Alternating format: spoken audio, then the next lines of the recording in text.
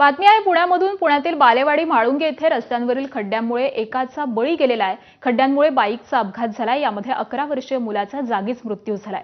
अपघाताची घटना सीसीटीव्ही कॅमेऱ्यामध्ये कैद झालेली आहे। म्हाळुंगे इथल्या ग्रीन कोट सोसायटी समोरच्या दुर्गा कॅफे जवळ हा भीषण अपघात घडलाय।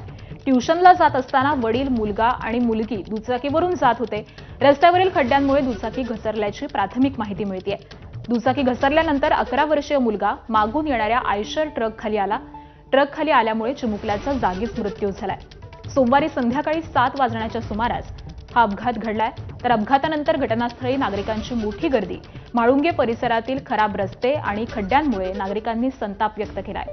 रस्त्यांची तातडीने दुरुस्ती करून धोकादायक ठिकाणी सुरक्षा उपाययोजना करण्याची नागरिकांनी मागणी केली आहे।